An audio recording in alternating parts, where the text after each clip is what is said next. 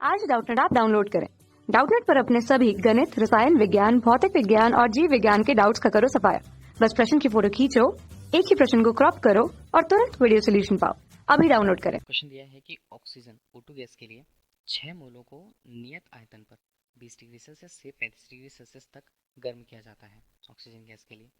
अब यदि बोला गया है कि यदि नियत दाब पर विशिष्ट ऊष्माधारिता का मान 8 कैलोरी प्रति मोल प्रति केल्विन है और आर का मान मतलब गैस नियतांक का मान 8.31 जूल प्रति मोल प्रति केल्विन है, तो गैस की आंतरिक ऊर्जा में क्या परिवर्तन होगा या गैस की आंतरिक ऊर्जा में होने वाले परिवर्तन का मान हमें इस प्रश्न में निकालना है। ठीक, इसका मान हमारे पास दिया है विकल्प में 180 कैलोरी, 300 कैलोरी, 360 कैलोरी या 540 कैलोरी के रूप में।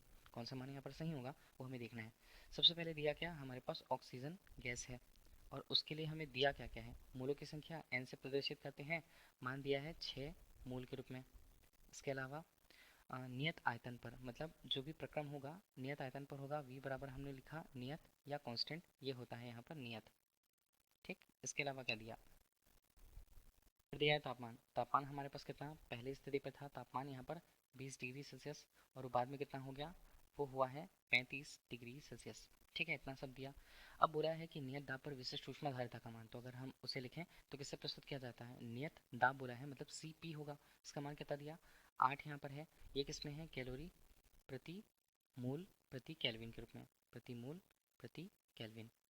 इस तरह से हमें आर का मान भी दिया हुआ है, आर को अगर हम लिखें तो वो हमारे पास है 8.31। ध्यान दीजिएगा ये जूल पर है, जूल यहाँ पर प्रति मोल प्रति केल्विन। हम उपयोग करने वाले हैं ऊष्मागतिकी का प्रथम नियम। ये प्रथम नियम से जो उस प्रक्रम में दी गई ऊष्मा है या प्राप्त की गई ऊष्मा है उसका मान जो होता है उस निकाय में, उस निकाय द्वारा किए गए कार्य और उसकी आंतरिक ऊर्जा में होने वाले परिवर्तन के योगफल के बराबर होता है। ये होता है ऊष्मागतिकी का प्रथम नियम।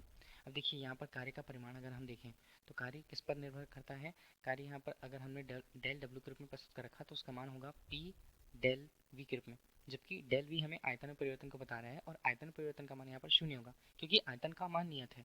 तो डेल W के मान को अगर हम यहाँ पर लिखें तो उसका मान भी होता है शून्य क्योंकि डेल V का मान यहाँ पर हो जाएगा शून्य।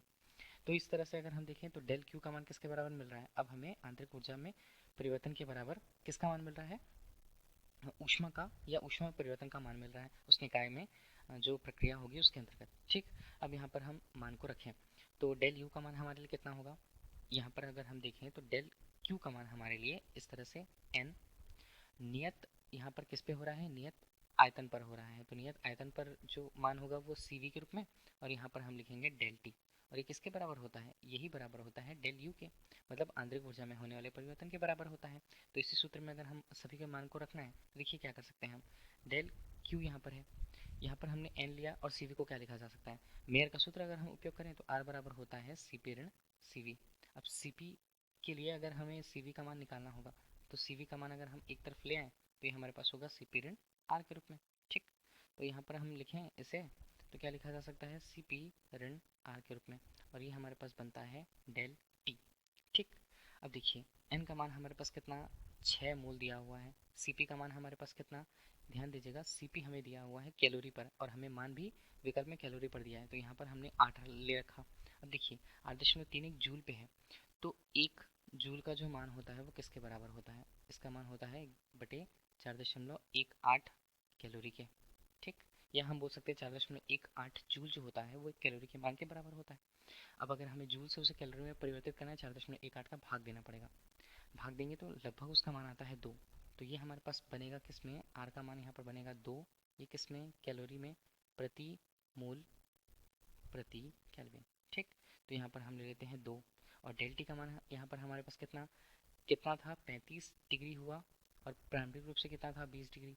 ठीक, इतना सब हो गया मान, तो डेल क्यू का मान यहाँ पर किसके बराबर होगा, आंतरिक ऊर्जा में परिवर्तन के बराबर डेल यू के बराबर होगा। 6 है, यहाँ भी 6 है और यहाँ पर बनता है 15, और ये सारे के सारे मान किस में आएंगे, कैलोरी पर आएंगे मान। तो डेल यू का मान इस तरह से हमारे पास कितना आया, इसका मान हमारे पास आता है 540 कैलोरी के रूप में। ठीक, तो ये आंतरिक ऊर्जा में होने वाले परिवर्तन के मान को बताता है इस प्रक्रम में, और यही हमसे प्रश्न में पूछा गया था, तो हमारे लिए इस प्रश्न का उत्तर 540 कैलोरी प्राप्त होता है। अब देखें विकल्प पे तो ये कौन से विकल्प में आएगा मान, तो विकल्प डी पर ये मान हमारे पास आता है 540 कैलोरी के रूप में, और यही हमारे लिए इस प्रश्न का सही उत्तर होगा। धन्यवाद। कक्षा 6 से 12वीं से लेकर नीट, IIT, JEE वो एडवांस के लेवल तक 1 करोड़ से ज्यादा छात्रों का भरोसा। आज ही डाउनलोड करें डाउटनेट ऐप या व्हाट्सएप करें अपने सारे डाउट्स 8400 400 400 पर।